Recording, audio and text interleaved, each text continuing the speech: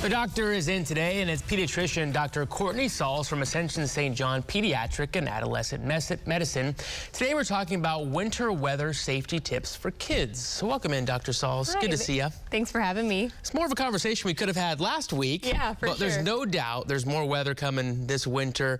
What are some of the things, parents need to keep an eye on? Yeah, so there are a couple of rules for keeping kiddos warm. So several layers of clothing is going to be helpful. You can peel off the ones on top if you go inside and it's a little bit toasty.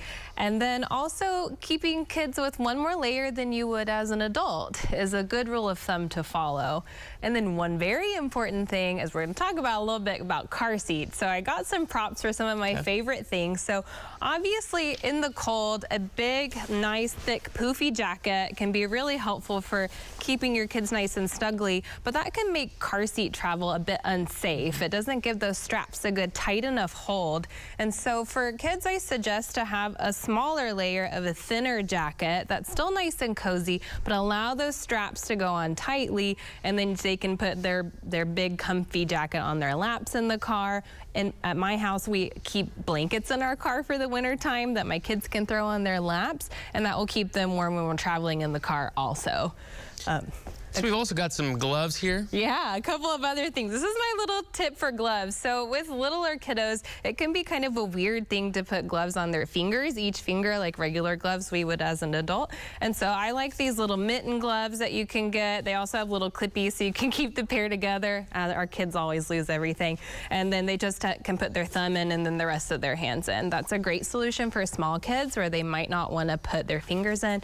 Also, really good comfy socks and hats to keep their heads nice and warm. Those are great options for keeping kids safe in the winter. It's important for us, to not spend too much time in those dangerously cold temperatures, but how much more crucial is it for kids? I mean, I imagine they can get hypothermia, frostbite a lot quicker than us. That's exactly right. Kids lose heat a lot easier than we do as an adult. So it's very important to keep them wrapped up. But I have a couple of things for parents to look out for that might be a warning sign when you should have your kids seen again. So if they're excessively shivering, they cannot warm up because they're shivering so much.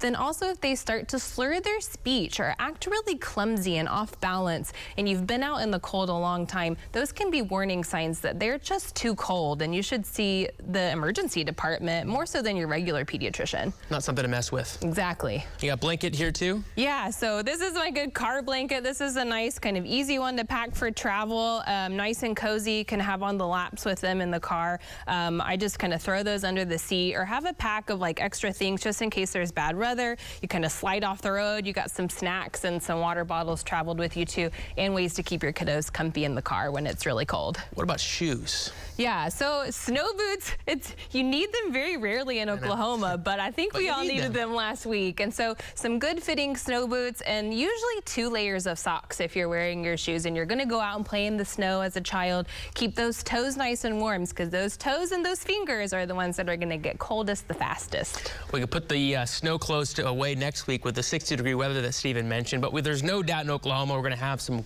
more winter weather coming up in the next couple of months. Dr. Sauls, thank you so much for being here. Thanks for having me. Appreciate it.